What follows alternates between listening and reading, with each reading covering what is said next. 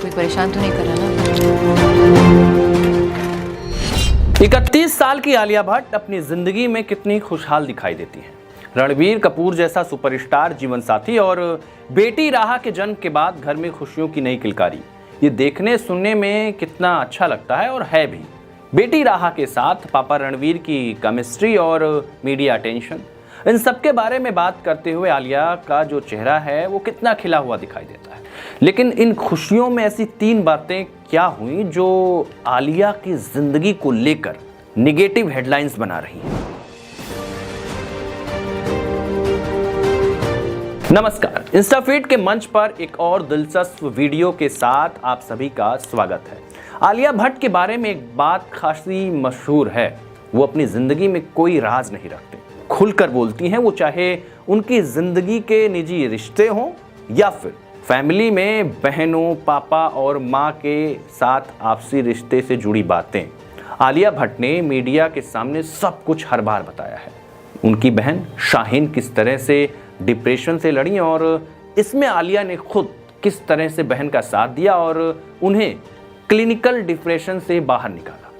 अभी कुछ दिनों पहले ही एक इंटरव्यू में आलिया ने बताया कि वो ADHD नाम की एक साइकोलॉजिकल कंडीशन से पीड़ित हैं। ये बीमारी उन्हें युवा उम्र से ही थी, लेकिन अब भी ये उनके साथ है।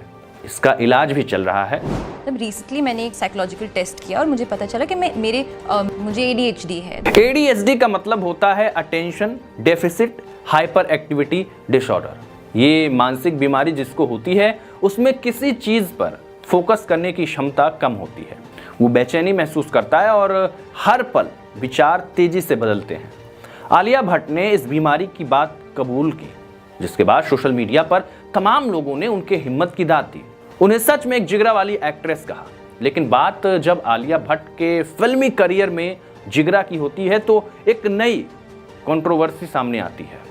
आलिया भट्ट की ये फिल्म नाकाम हुई है, ये कंट्रोवर्सी की बात नहीं है। ये हर स्टार के साथ होता है, कोई चलती है फिल्म तो कोई नहीं चलती है। जिगरा के साथ भी यही हुआ।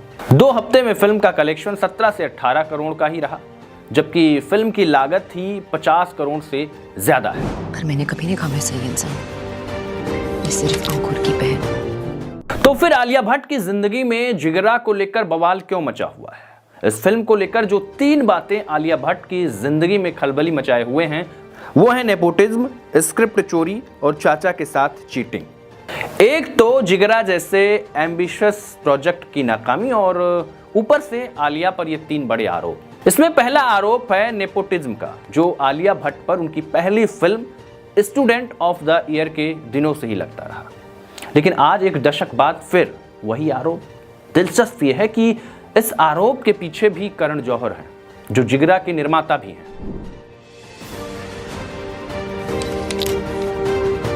दरअसल आलिया भट्ट और जिगरा को लेकर नेपोटिज्म के आरोप की शुरुआत हुई खुद इसके डायरेक्टर के एक बयान के बाद। एक YouTube चैनल के साथ इंटरव्यू में जिगरा के डायरेक्टर वासन बाला ने एक बयान दिया, जिस पर सोशल मीडिया पर विवाद छिड़ गया।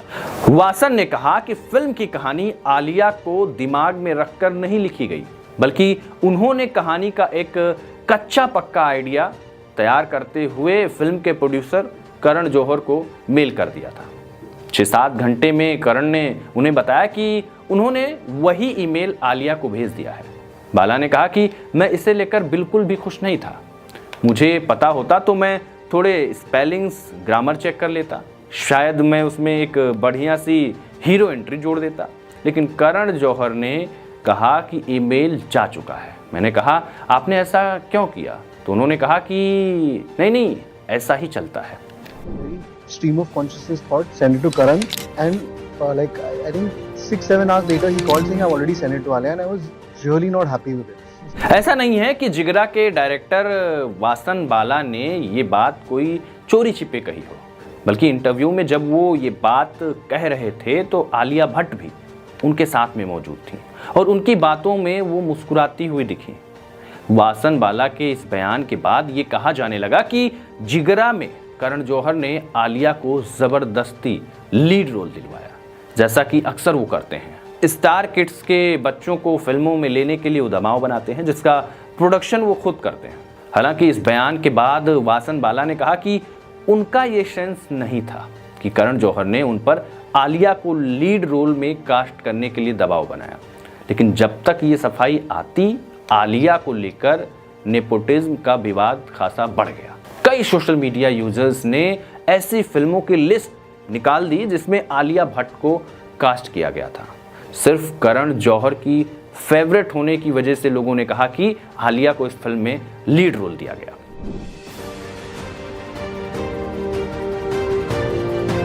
आलिया भट्ट करण जौहर को लेकर नेपोटिज्म विवाद के बीच दूसरा बड़ा आरोप जो लगा वो जिगरा की कहानी चोरी करने का। यह आरोप किसी ऐसे वैसे शख्स ने नहीं लगाया, बल्कि बॉलीवुड एक्ट्रेस दिव्या खोसला कुमार ने लगाया। दिव्या खोसला कुमार टी सीरीज के मालिक भूषण कुमार की पत्नी है। दिव्या की पीआर टीम ने एक नोट भेजकर आरोप लगाया कि आलिया की फिल्म जिगरा उनकी फिल्म साबी की ही एक कॉपी है।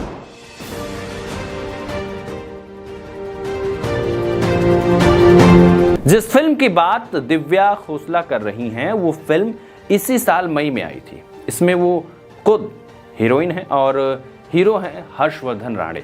फिल्म की कहानी सावित्री और सत्यवान कथा से प्रेरित है। इसमें फिल्म की नायिका सावित्री की तरह अपने पति हर्षवर्धन की जान बचाने के लिए एक मिशन पर निकलती है। ठीक उसी तरीके से जैसे जिगरा में ये काम आलिया भट्ट अपने भाई के लिए करते हैं। दिव्या खोसला का आरोप है कि जिगरा में सिर्फ पति पत्नी की जगह भाई बहन का किरदार कर दिया गया है, बाकी पूरी कहानी सेम है। इस आरोप के बाद बॉलीवुड में भी हंगामा मचा हुआ है। लगातार सोशल मीडिया पर अलग अलग तरीके के दावे किए जा रहे हैं। आलिया भट्ट को लेकर भी लोग सवाल उठा रहे हैं।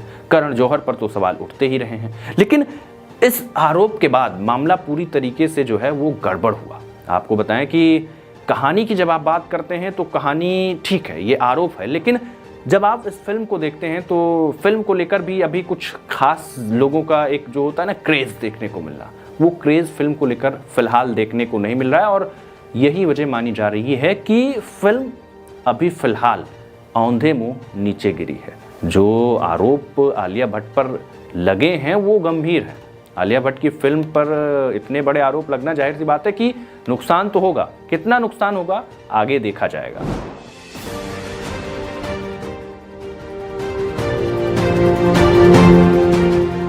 आपको बता दें कि जिगरा को लेकर दिव्या खोसला का आरोप अब भी सोशल मीडिया पर ट्रेंडिंग है।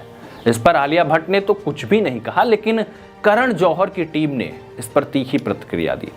दिव्या खोसला को पागल तक कहा गया करण जौहर की सोशल मीडिया टीम की तरफ से, जबकि दिव्या खोसला अपने आरोप पर कायम है। उन्होंने फिल्म की कहानी चुराने का आरोप सीधे आलिया भट्ट पर लगाया है।